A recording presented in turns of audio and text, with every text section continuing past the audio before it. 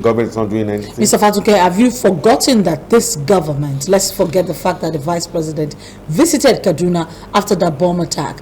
Can you remember that this government, President Muhammadu Buhari, with all due respect, has not said a peep,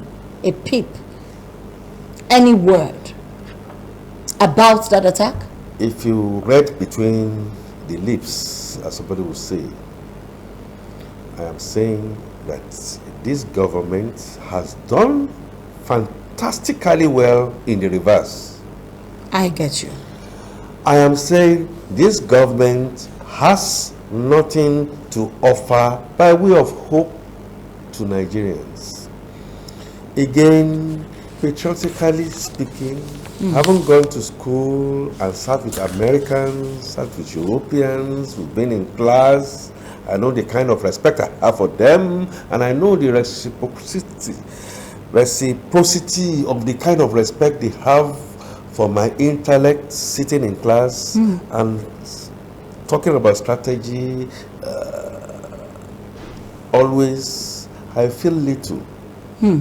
I feel so small that it will have to take the American reports on the human rights abuses before they are now going to be gingered and then begin, like Goebbels, begin their propaganda and lies. There is nothing that is in the American report that has not been said at low, high, and mid places.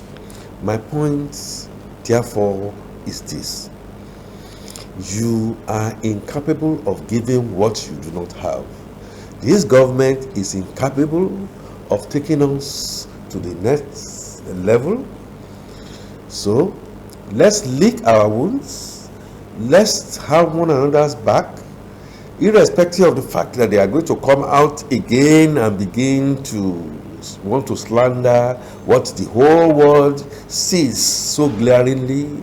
They're wearing their agbada and babariga and gele and buba and long gowns, sitting on the commonwealth of the country. That report also talked about high decibel level corruption by a government that says they are on the brink of change. And right now we are at the cusp of going for an election that is going to cost more than trillions upon trillions of hard-earned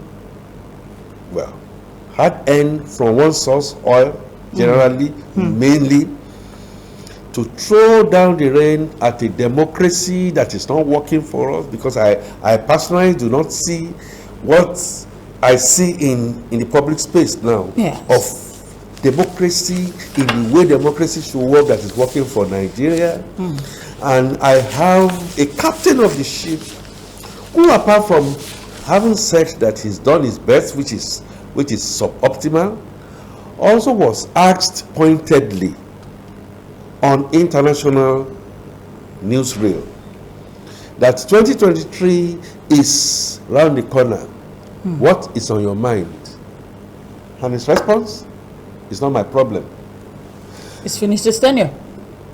I see situations where I think it's so bad, over 210 million Nigerians, of which maybe 6% or about are getting set to vote with their legs outside Nigeria with whatever it is that they've struck. I see situations that we are looking at the northwest, northeast, north central, including Plateau, today that is ravaged. I see situations where in the southwest, and I talk about the southwest, dangling head right and left and center and feeling that all is well. They are not. They're incubated from the problem. Forgetting that the whole of the southwest has been encircled, starting from the center of excellence, Lagos, entangled in such a way that only is striking the matchstick against the matchbox in a conflagrable full of petrol that will just go into extinction is there. My point, therefore, is We have not been governed. We are not structured. We are not ordered. And where you have such a state, life will, in the Hobbesian language, continue to be nasty, continue to be brutish, continue to be short.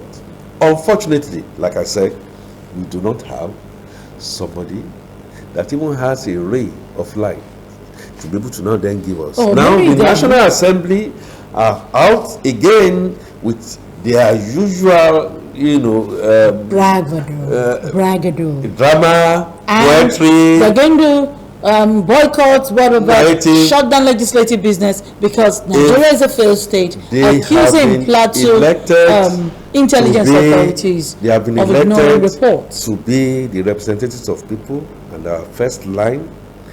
If they believe Nigeria is failed, if they have called on a particular commander-in-chief over time and nothing has been done, they know what they should do. If they have a lever to be able to do what they need to do, despite the fact that people are going to now argue and say it is going to be a lot of confusion here in Nigeria, we are already in confusion. Isn't it better to take action by action?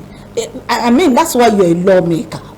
That's why you were appointed, elected into position by the people, given the power to tell them, if you feel the pain of your people, what is stopping you from starting an impeachment process? Then call a spade a spade. Dora Akunyili, during her lifetime, one single woman called a spade against the wrong of even losing her life back then.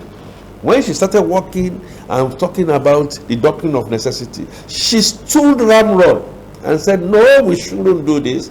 I disagree with you, my colleagues. Let's do things the way they should be done. Now, we have situation, and I agree. As a political scientist, I agree that yes, it's too little, it's too late in the day, but better we stem the tide of this abyss. Asking Mr. President to sack the service chiefs, he's done that. It became late and stuff like that. Nothing has changed. I totally disagree with you, Mr. Masuke. He didn't sack the service chiefs. He sacked only the police, the IG. Don't forget that. Did he change them? He changed them after they were ready to retire. He eventually changed them. Were they not due for retirement? That is the he extended their retirement in the first place. I use the word too little, too late. Then what happens to the Minister of Defense who has been there? Have situations where it is so bad. And my point is, it's so bad that we are in a marshland. We shouldn't just continue to now kick it. We should apply our brains. We have a mad cow in a china shop. It is not the time for us now to be pontificating. If the National Assembly can do the needful, even at this brink, if it will mean